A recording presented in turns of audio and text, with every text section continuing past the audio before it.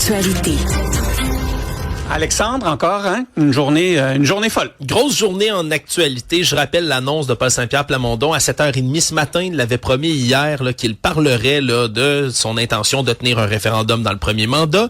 Garde le cap, mais ça se ferait pas avant le 20 janvier 2029. Pourquoi? Mais parce que c'est la date théorique, je le mets entre gros guillemets, parce que M. Trump dit qu'il voudrait avoir un troisième mandat, même si c'est complètement illégal selon la Constitution, il est censé partir, M. Trump. Et là, on dit du côté de Paul Saint-Pierre Plamondon et du Parti québécois qu'on veut attendre que toute cette instabilité-là sacre le camp avec M. Trump. Est-ce qu'elle va bel et bien partir avec lui? Ça, c'est une toute autre question. On va avoir l'occasion de lui parler tout à l'heure au chef du Parti québécois. Restez des nôtres, 11h30 à cette émission. Le sablier a commencé à s'égrener en quelque sorte, minuit moins une pour les négos. Ouais, minuit moins une, alors qu'on a toujours les mêmes réponses laconiques de Dominique Leblanc, le négociateur évidemment du gouvernement et ministre, qui dit le travail continue, les discussions progressent, mais on sait pas plus que ça. Et on est extrêmement inquiet, évidemment, du côté des producteurs laitiers du Québec, des producteurs agricoles du Québec, de tous ces domaines, de tous ces produits, au-dessus de 500 au pays, je le rappelle, qui pourraient être frappés de droits de douane de 50% dès demain. Ça pourrait être catastrophique, évidemment, pour tout ce qui est de l'inflation. Ça pourrait être catastrophique pour des PME. On continue de discuter, semble-t-il, que ça achèperait sur la question des véhicules, des quotas de véhicules américains, des pièces qui peuvent venir ici au Canada. C'est quoi qu'on devrait sacrifier aussi pour faire des gains? Ça, c'est l'inquiétude particulière, bien sûr, des producteurs laitiers qui ont déjà vu par le passé. Pensons à la CEUM, quand ça a été négocié en 2020. On avait commencé à gruger un petit 3,9% d'accès bonifié des produits laitiers américains sur notre marché. Évidemment, si on continue de sacrifier la gestion de l'offre, c'est plusieurs autres PME qui pourraient se retrouver dans la mouise. C'est stressant. Bien sûr, on va continuer à en parler tout au long de l'émission. On va en parler demain également. Est-ce qu'il pourrait y avoir aussi le fameux taco, Trump always chickens out. Est-ce qu'il pourrait, le président américain, comme d'habitude dans les tactiques de négo, repousser ça au calendrier grec, annuler ses tarifs, les augmenter, les réduire? On n'a aucune idée. On est dans le flou. C'est ce qui rend un peu tout le monde anxieux.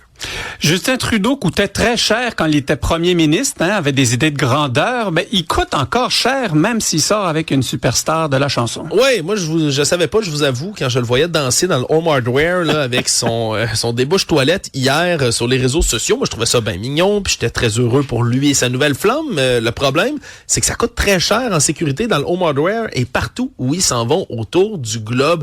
Nos collègues du bureau d'enquête qui ont parlé à des sources qui sont bien au fait du dossier dans la GRC, parce que c'est la Gendarmerie royale du Canada qui continue d'accompagner tous les anciens premiers ministres. C'est normal, puis je veux dire, la protection de Justin Trudeau, c'était une de celles qui coûtait le plus cher de l'histoire. On était à 30 millions de dollars par année quand il était premier ministre, parce qu'il était très polarisant.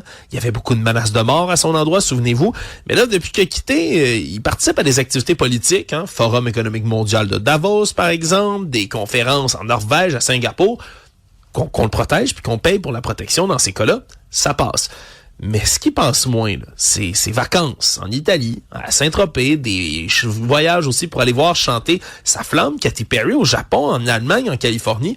Pensez-y comment c'est complexe, puis à quel point ça peut coûter de l'argent pour la GRC. Chaque fois que tu vas quelque part, faut faire du repérage, faut regarder les fenêtres, faut regarder les angles de tir potentiels, faut surveiller les sorties de secours, faut briefer les gens qui sont sur place. Là, faut les heures supplémentaires des agents qui sont là. Ça s'accumule extrêmement vite. Et le plus inquiétant dans tout ça, qu'on le protège encore, d'accord, mais combien ça coûte? Et c'est là où le bas blesse. On n'a aucune espèce d'idée de combien ça va coûter. Les coûts ne peuvent pas être révélés. La GRC ne veut pas donner de détails opérationnels. Et pendant ce temps-là, Katy Perry, elle paye son propre service de sécurité en parallèle.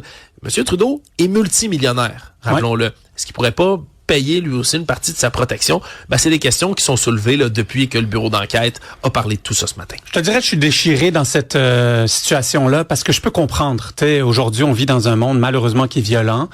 Qu'on soit d'accord ou pas avec les orientations politiques de Justin Trudeau, effectivement, si quelqu'un se lance en politique, atteint le plus haut sommet, soit d'être le premier ministre du Canada, bien entendu, il faut lui offrir une protection. Ça, je peux comprendre. Cependant, ce qu'on aime moins, c'est la pièce de théâtre théâtre qu'il donne perpétuellement, qui nous rappelle au quotidien à quel point, finalement, c'est peut-être un garde du corps qui enregistre ses petites danses avec son débouche-toilette. On n'espère pas. On n'espère pas. Écoute, un recul environnemental à Ottawa, un de plus? Ouais, ben un de plus parce que du côté de Mark Carney, on avait déjà reculé par exemple sur le plafonnement des émissions à gaz à effet de serre, on avait reculé aussi sur la taxe carbone et là, ben cette fois-ci, ce serait sur les quotas de véhicules électriques là, qui sont censés être imposés. Je le rappelle, là, on visait là, d'avoir 100% de ventes de véhicules électriques là, d'ici 2030-2035. Là, on recule là-dessus, là, c'est ce qui a été annoncé là, pas en catimini, mais un peu discrètement vendredi dans la Gazette du Canada. On l'écrit qu'on se prépare à faire un protocole pour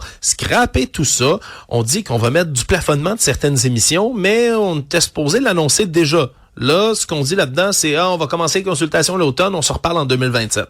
C'est un autre recul. Rappelez-vous qu'Équiterre, dès la semaine dernière, a mené et lancé une grande campagne là, avec des projections un peu partout ici à Montréal en disant Mark Carney ne suit pas aucune de ses promesses climatiques. Au contraire, il recule là-dessus, ce qui est une déception pour bien les environnementalistes parce qu'il y avait eu un poste à l'ONU, lui, Mark Carney, dans lequel il finançait justement la lutte au changement climatique. Là, la minute où il est premier ministre canadien, il sacrifie tout ça. Ça va continuer de faire réagir. Il était reconnu comme étant un banquier vert. Oui. Vert, c'était peut-être la couleur du dollar US.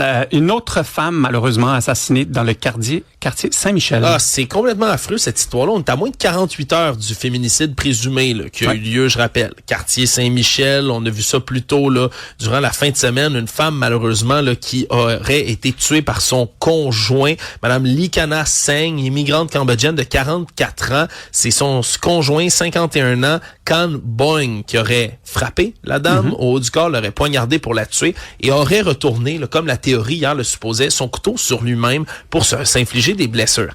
Et là, suivez-moi, le parallèle est complètement glaçant. Là. Ce qu'on a confirmé hier, c'est qu'il y a eu un 16e meurtre sur le territoire montréalais. Madame Kerlyn Jean, 42 ans, a été assassinée. Et là, on retrouve encore une fois dans l'appartement là, des blessures d'armes blanches très sévères, mais un homme blessé lui aussi très sévèrement au haut du corps. Il est dans un état critique au centre hospitalier. Blessé lui aussi avec un objet tranchant. Pour l'instant, on ne sait pas ni la relation entre l'homme et la femme, ni la nature des blessures de l'homme. Est-ce qu'il se les a infligées lui aussi par lui-même? C'est une question, mais là, c'est désormais le principal suspect de cette histoire-là. Si lui aussi c'était son conjoint, si lui aussi a assassiné la femme, ça ferait 2 féminicides par arme blanche avec des tentatives de suicide successives devant des familles, parce que ça, ce serait survenu devant des enfants qui étaient présents. 2, dans le même quartier, même modus operandi, à moins de 24 heures, à moins de 48 heures, en plein jour. Non, c'est catastrophique. Il y a vraiment une problématique de violence chez certains hommes et malheureusement, on ne peut qu'être témoin de ces actes-là une fois que ça a été fait. Hier, on a eu une discussion avec Annick Brazeau du regroupement des maisons des femmes, je me rappelle plus exactement du titre, victimes de violence conjugale. Victimes de violence conjugale, exactement. Et puis encore une fois, on réitère le point que quand on sent que quelque chose va pas bien, il faut vraiment agir parce qu'on peut éviter des catastrophes du genre, non seulement pour la pauvre dame qui est morte, mais imagine le réflexe futur des enfants qui voient ça, ça doit être extrêmement complexe à vivre.